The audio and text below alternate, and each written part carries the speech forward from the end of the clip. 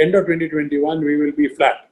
But the next year, compared to the year ending 2019 or 2020, we will be positive. Things are getting reset at a faster pace than what I thought. As I said, the new jobs will come from what I call the digital super cycle.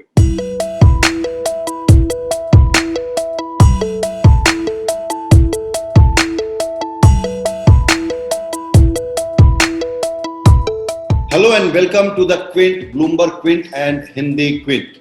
We have a very special guest today, Mr. K.V. Kamath, who is not only a statesman among bankers, but he is also a statesman among global policy makers, who was heading ICICI here in India. Then he was chairman with Infosys. And recently he just completed his term with New Development Bank of BRICS countries, and he was headquartered in Shanghai. So in the current context, getting his perspective on that will be also of great significance.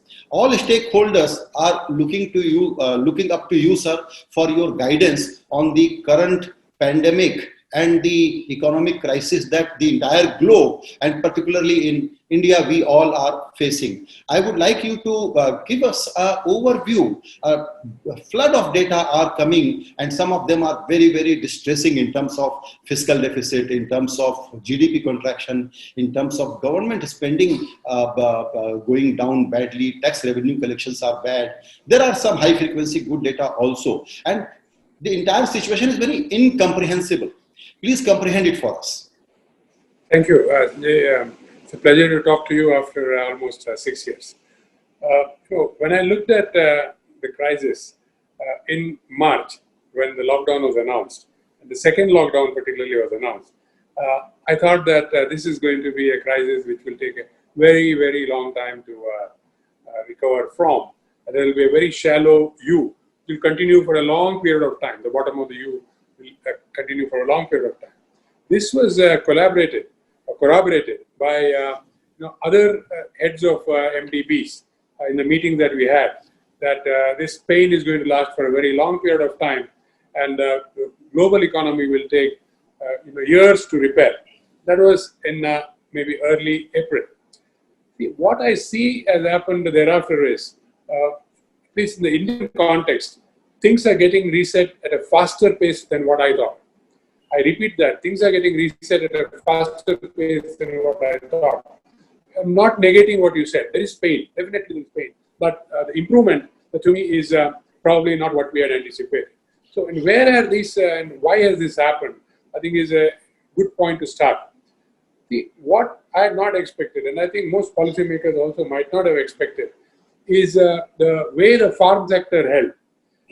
And that not only the production-wise, but evacuation of product, whether it was grains or whether it was fruit or whether it was vegetables to the markets. So that supply chain came on very fast.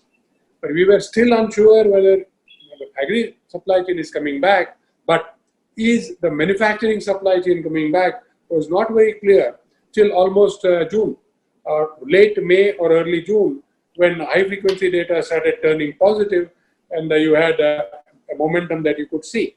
And of course, there are some skepticism whether that would continue into the second quarter. I was in an industry association meeting just a few days back, and clearly, and if you take a consensus view of the people who are present there, that's about 170 of industry leaders representing various types of businesses. I think industry is coming back to speed, at least much faster than what I thought. And companies, it's not unusual to find companies now operating at between 80 to 100%, which means, most importantly, two supply chains have been corrected. One is the supply chain to the factory and the supply chain to you and me, the consumer. So to me, the momentum is happening much faster than what we had thought of. So now, which sectors are coming back?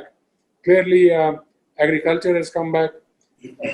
Vast sections of manufacturing is coming back.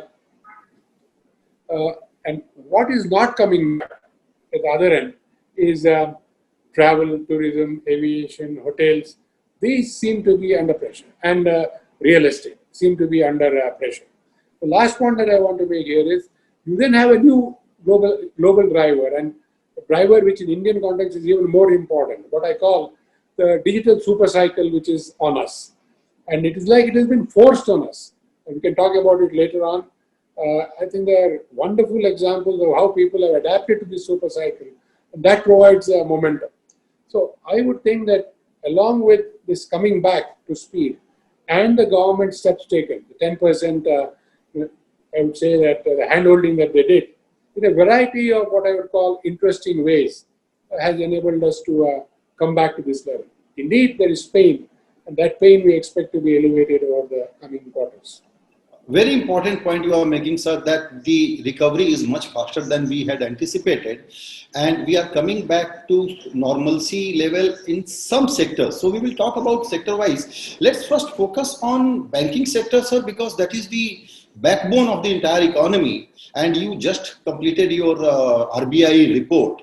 And the interesting thing that there are not many applicants who are coming and applying for that kind of restructuring. But the other commentary that we are hearing, that the real numbers are still not known. What do you think is happening in banking and financial services sector?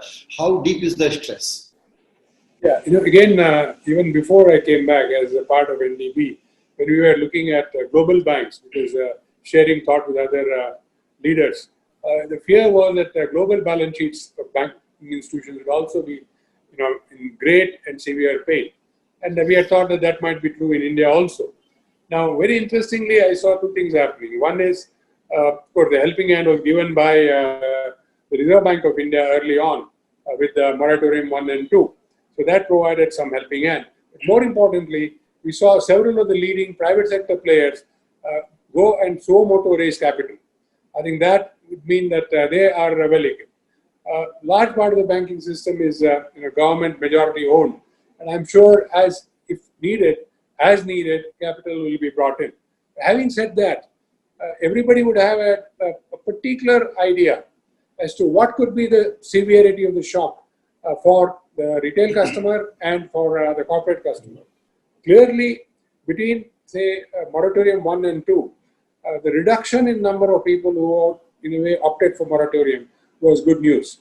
And then in the context of the committee work that we did, and now from what, again, my knowledge is second-hand really, which is from the banks, and that is basically on the basis of what they have said in public domain.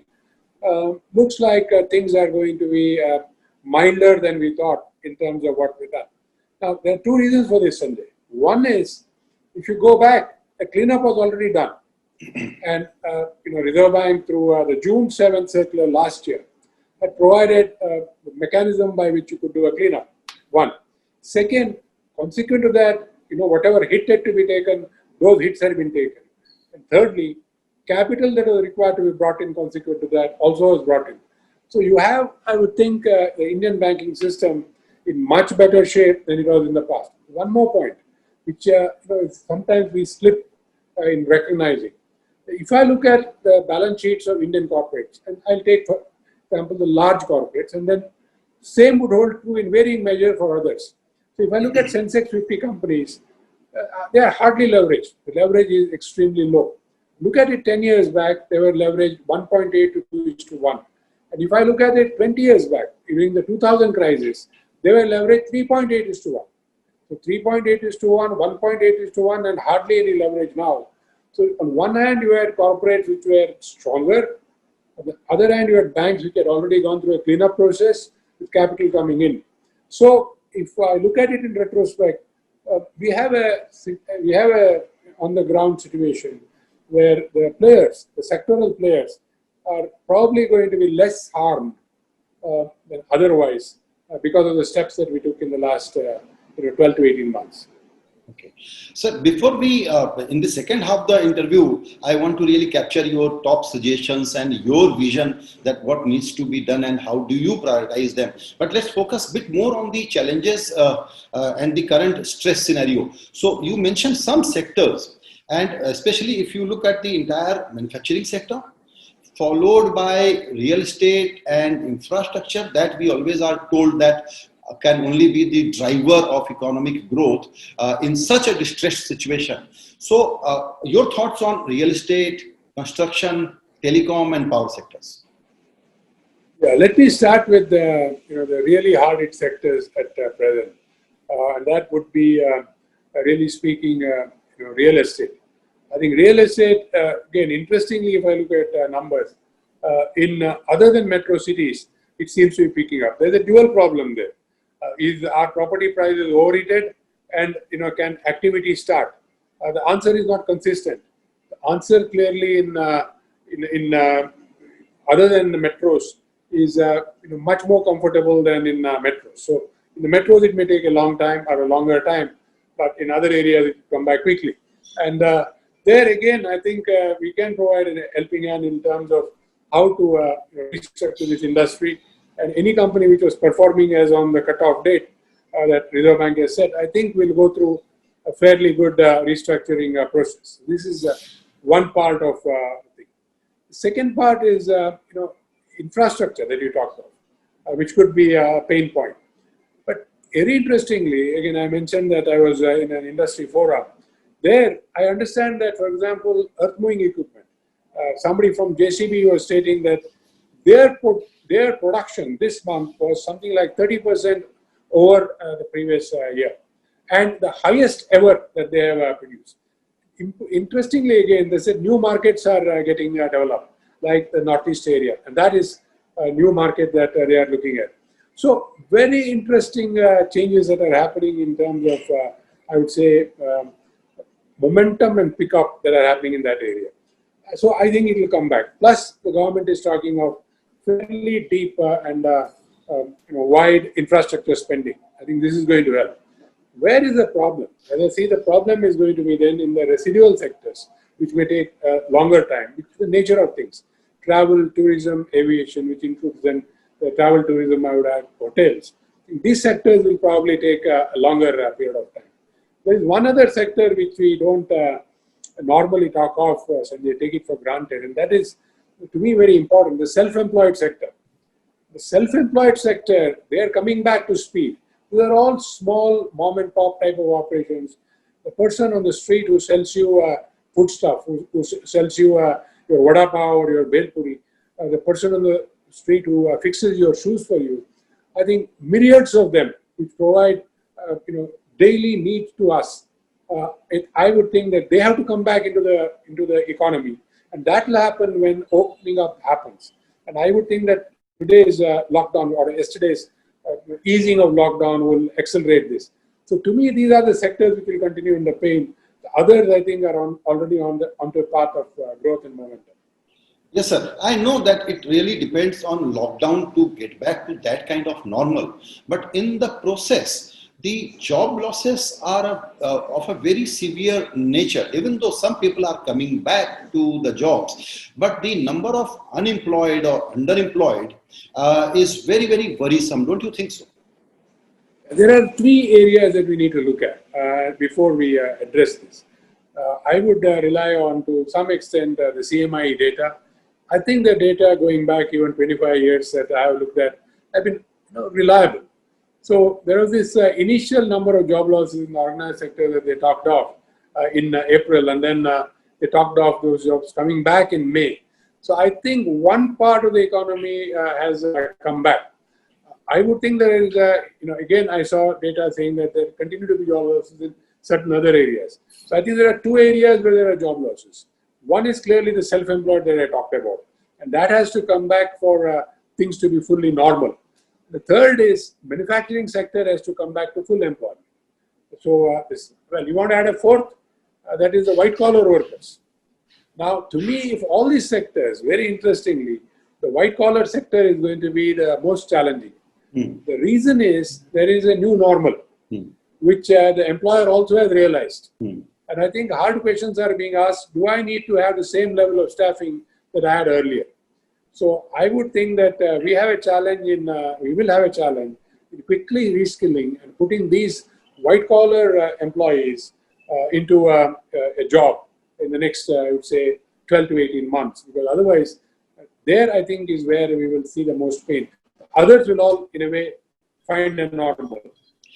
And to do this job, actually, private sector has to do this. Government alone cannot do this. For that, not only few large corporates, all corporates have to be supported. the commentary we keep hearing, and I want your thoughts on that, sir, which is, why is government not doing enough?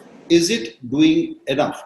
And why is it not coming up with bold fiscal measures? Why is it not still only depending on monetary actions, not on the fiscal actions? And where do they have resource? So how to mobilize resource, how to get government to see all these things and come up with a comprehensive plan soon, because it has been a very, very long wait, painful wait for them. I think again, it's an interesting, very interesting question that you asked. I will just complete, or segue into it by saying, where will the new jobs? As I said, the new jobs will come from what I call the digital super cycle. And I would think the white collar employees who might currently, have lost their jobs, I think are fairly well suited for this jobs in this area with some degree of reskilling, not necessarily very deep reskilling, but some reskilling. And I think we are aided in this by the fact that we have, digital broadband available today at a cost and a quality that we never could have dreamt of. I can say that if digital broadband of this quality and cost was not available, I would have been, first of all, not been able to speak to you. And if I were speaking to you, my mind would have been, under a cloud, because without much hope. So the digital infrastructure that we have is, actually a game changer for this country, and it has happened just at the right time. So that is a given. Now, who should do this, the government or the private sector? I would think, and I always believe for 25 years, that the government's job is to act as a catalyst and to set things in motion. And then, it should be something that happens on its own, exactly like a catalytic reaction. I would believe that will happen. Now, has the government done enough? That's a root question. Honestly, my view is that the government has done what it should do.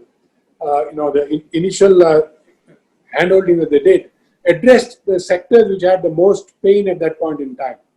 And, we need to give it one more quarter to see whether the pain has been addressed.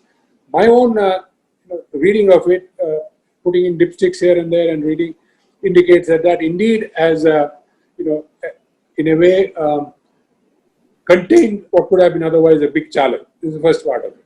That is, this I'm talking of support to people who had to go back to their village, giving them sustenance. Then the MSME side, what they did, the agriculture side, what they did, is provided support. I think the September 6th or 7th circular of the August 6th and the September 6th circular of Reserve Bank provides sustenance to others. So now this question that you raised on should we be doing more on the fiscal side? One could always be tempted to say, yes, every government should do more on the fiscal side. But I think we need to see at what cost. See, nothing happens without a cost. And I think the government always balances the costs and the benefits. And my own view is that they have assessed it correctly. And they, I think, have stuck to two things. One is, yes, the fiscal deficit is going to rise, but it should be contained at a level which doesn't destroy the fabric of this country in terms of its economy. And I think the numbers that they have pitched, the conservatism that they have exhibited, I think is right for this country. Well, I remember that whenever I talk to policymakers in the past, when I say past, when I used to be wear an executive hat, gently people would tell me that, look, ultimately our actions, the consequences are going to be borne by maybe 1.2 billion people then, and now 1.3 billion people. So one has to be extremely careful in terms of what the consequences are and be conservative. So, and I find the same thing in terms of whether it is fiscal policy or monetary policy, exchange rate management or interest rate management. I think we have taken a conservative approach, and I fully endorse this because it is too much of a risk. And there are too many examples of things that are going completely haywire in other countries for us not to reckon it. And I would think that prudence, fiscal and monetary, is what I think this country specializes in, and we should continue to do that. Sir, knowing your aggression, how to drive economic policies, in that case, we will be prisoners of a very low level of growth if we take this conservative path. I can understand the political leadership always is fearful of inflation. But what about massive public works and high degree of infrastructure work that will create jobs, that will put us on the trajectory of high growth, that will result in prosperity, and we will become a middle income country. We will Yeah, grow beyond middle income country.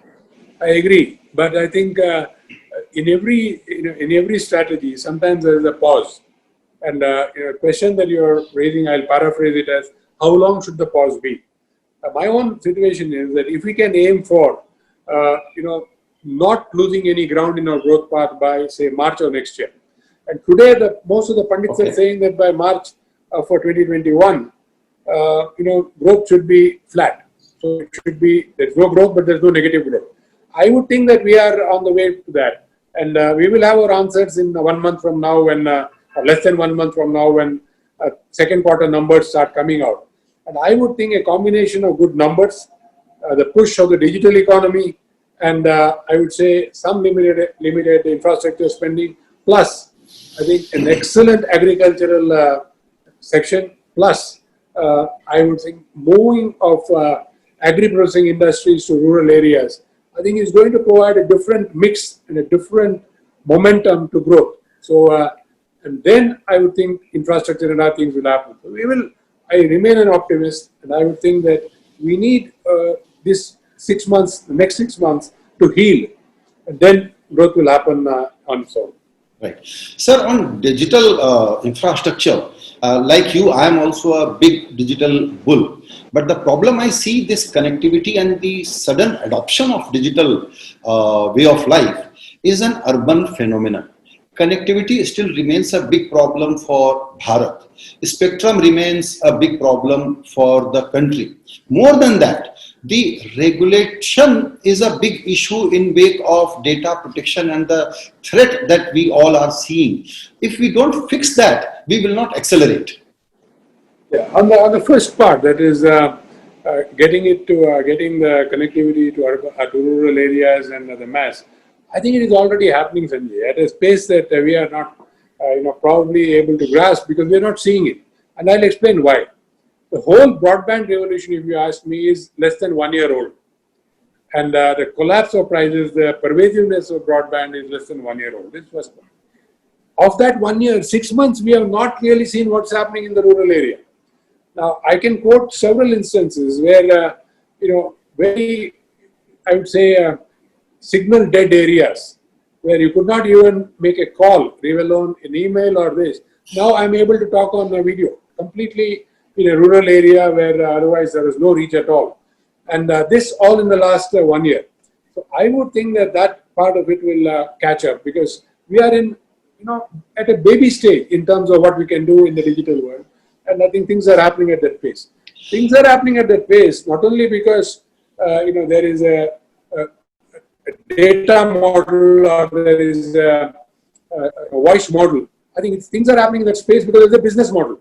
If the farm is getting connected to the urban housewife, I think you need to have connectivity to the farm. And separately, I'll give you stories of how I'm finding the farm getting connected to the housewife and how green green groceries and fresh vegetables are coming directly from farm to the market. Mm-hmm. So a lot has happened, and I think this will continue to happen. Secondly, I think in terms of data privacy and so on, I think this is going to be again a debate that will not end quickly. The reason is very simple. This also is in a baby stage, so its evolution and form and shape will have to go on. And the questions that are asked are correct, are right, and happen when any new industry is coming to the front. So this is going to be an issue that will. But my belief is, yes, those will be addressed by the by, but the march of the digital economy is not going to be hampered by these things. Mm-hmm. Before I move to my final question, I have one more question that is in the context of your experience in China and our current relationship and the global dynamics that are at play. We thought that we are going to be a great beneficiary of this disruption and we will become a part of supply chain. I see very little real solid progress. I don't think many investors are actually going to put their money, the kind of current environment we see in India. Are we going to miss this bus? Again, I think there we need to give it time to understand what is happening. My own view is that in terms of Atmanirbhar, we will manufacture more for ourselves. We will manufacture quality. We will manufacture global competitive products in partnership with global players. But we will do it for ourselves. The reason I'm saying this is, in a way, segues into the next question. If you look at the growth path of China and India, it is different. China adopted an export-oriented growth path when they did not have a large enough domestic market. I'm talking of almost 25, 30 years back. They adopted the export-oriented growth path. Today, we have a fairly adequate domestic market to provide us the momentum. And our strategy probably is going to produce for India and produce for the world, rather than produce for the world and produce for India. So Atmanirbhar in that context is going to be probably driven internally. And Sanjay, there are several other components of the supply chain. I was surprised when initially, I'm talking of April, suddenly we heard that, because of the problem in China, because of the flu problem there at that time, it was closed. The exports are not happening. Our APIs are not coming. I said, hey, wait a minute, why are we importing APIs from China? Then somebody else said, but my auto components are not coming. Hey, same question, why are we not producing ourselves? I think these industries now clearly will become, the change agents in terms of producing for the domestic market and producing for the export market, along with, I think, several other things. I would also believe that I'm not, 2 days back, there was the trade surplus numbers that were talked of. And people are saying that, it is the lack of imports which has driven us into a situation where we are positive. I would think it is celebration. Why should we think that it is because the imports didn't come in, we are going to suffer? I don't believe so. I would like to believe that imports didn't come in and we have substituted imports. If we have substituted that API, if we have substituted that auto component that is coming in, good for us. So I would like to see and track how we are able to avoid import, I would say, in large numbers and turning that into a domestic opportunity. I think that will be the first phase of our creating supply chains for the world. And I think that's the path that we could. Our Indian industry is well equipped to do this. And I wish them well in this, accepting this challenge. Right.